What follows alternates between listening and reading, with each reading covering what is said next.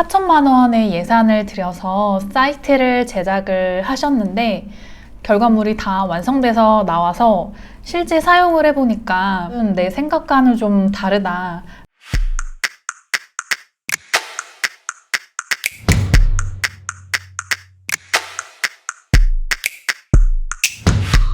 안녕하세요. 오늘은 아무리 기획서를 잘 만들어도 왜 기획서대로 개발되지 않는지 그 문제를 현실적으로 한번 다뤄보도록 하겠습니다.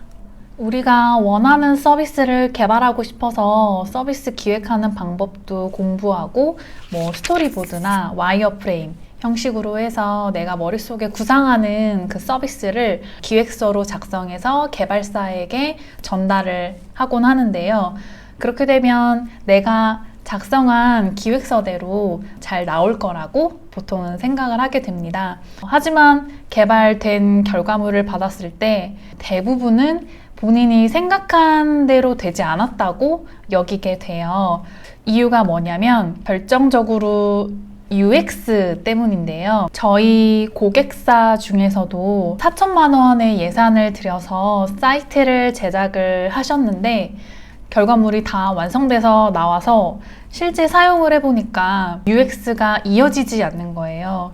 예를 들면 이 버튼을 클릭했을 때 그 다음에 이 페이지로 넘어가고 요거를 눌렀을 때는 알람이 이렇게 나와줘야 한다던가 창업자가 생각하는 그 UX가 있는데 그게 아무리 화면 기획이나 기획서에 표현이 되어도 실제로 개발하다 보면 누락되는 경우도 있지만 사실 기획서에서 명세되지 않은 그런 생각지 못한 디테일한 UX들이 많이 필요하게 됩니다. 그래서 이 부분에 대해서 사실 전문가가 아닌 상태에서 기획을 하기 때문에 고려를 완벽하게 할 수는 없고 그렇다 보니 최종 결과물을 받아서 실제 사이트를 이용해 봤을 때 이걸 과연 고객들이 이용할 수 있을까 싶은 내 생각과는 좀 다르다라는 그런 갭을 가진 상태로 결과물을 받게 되는 겁니다. 이 문제를 해결하기 위해서 한 3가지 정도 방법을 쓸 수 있어요.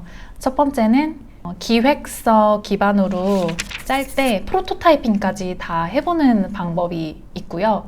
두 번째는 개발하는 방식 자체를 워터풀 방식이 아니라 UX 단위별로 구현해서 계속해서 확인하는 방식이 있습니다.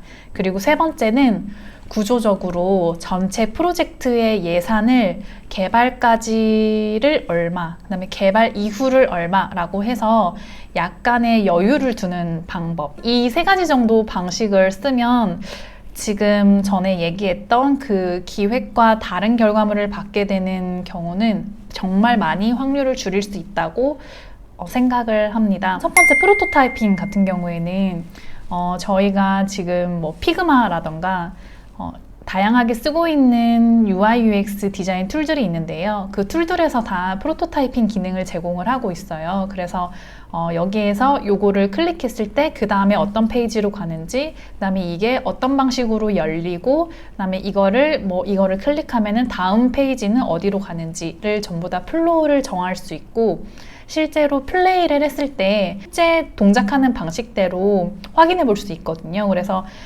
그렇게 해보면서 혹시 내가 기획하면서 누락한 UX는 없는지, 기본적인 UX인 기술하지 않은 건 없는지를 미리 체크해 볼 수 있습니다. 개발 전에 최대한 그 생각하는 결과물대로 나올 수 있게 하기 위해서 프로토타이핑까지 해보는 걸 추천드리고요.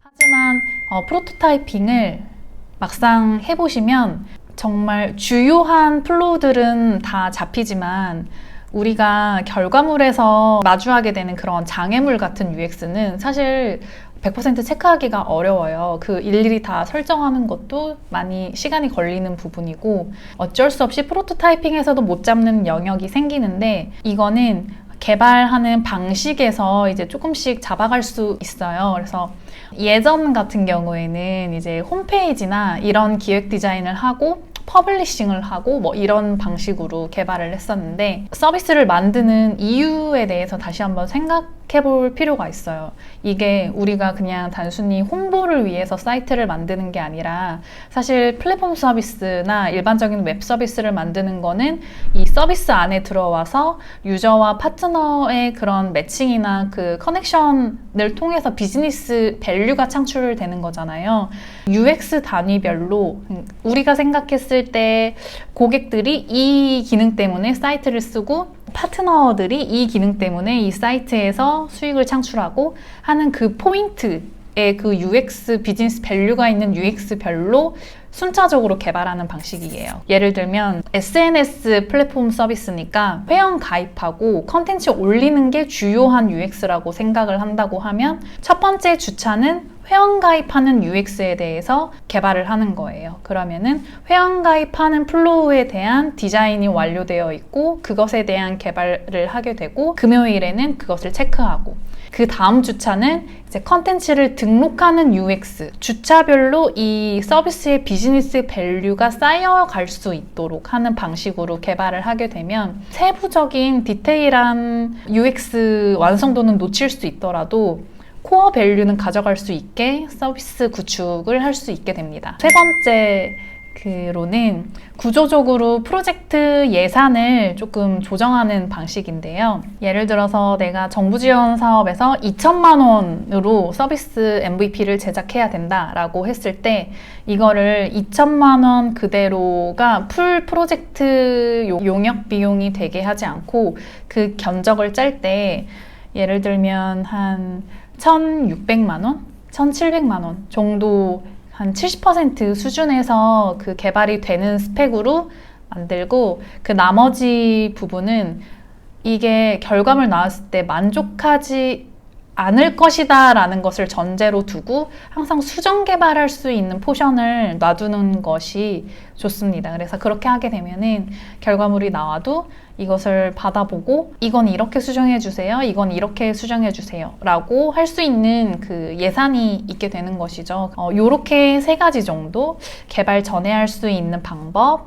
그 다음에 개발하면서 진행할 수 있는 방법, 그 다음에 전체적인 구조적인 방법을 쓰게 되면 스토리보드 짜고 이대로 개발하고 그래서 그 프로젝트 기간 끝났을 때 결과물 받았을 때 그 이후에 서비스를 할 수도 없는데 이거를 다시 수정할 수도 없고 해서 유의미한 시간이 아닌 것처럼 느껴지게 되는 그런 일은 그래도 많이 줄일 수 있을 것이다 라고 생각합니다.